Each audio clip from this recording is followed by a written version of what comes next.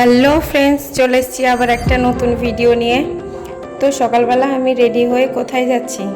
সকাল সকাল রেডি হয়ে নিয়েছি। এখানে মেয়েও রেডি, মাও রেডি আর বাবাও রেডি। আমি, মেয়ে, বাবা, মা চারজনে যাচ্ছি আমার মামার বাড়ি। তো ট্রেনে করে যাব, তাই জন্য আমাদের বাড়ি থেকে স্টেশন 5 মিনিট হেঁটে যেতে হয়।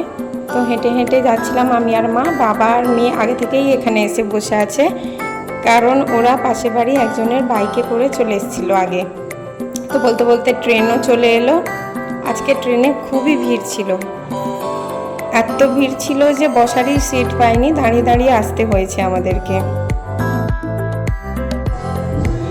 আমাদের বাড়ি থেকে মামার বাড়ি আসতে ট্রেনে খুব জোর লাগে 15 থেকে 20 মিনিট।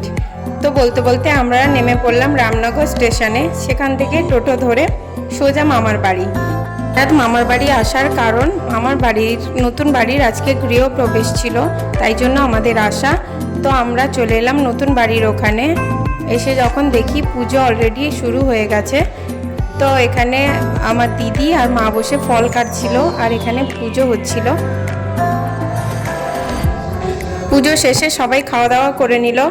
তারপরে চলে গেলাম মাম্মার বাড়ির পুরনো বাড়িতে, ওখানে একটু রেস্ট নিলাম।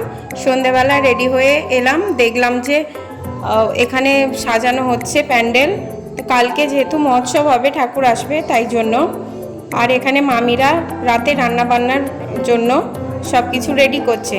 তো আজকের মতো এখানেই ভিডিওটা শেষ করলাম। ভালো লাগলে অবশ্যই একটা লাইক, কমেন্ট, শেয়ার, সাবস্ক্রাইব করতে ভুলো না। টাটা।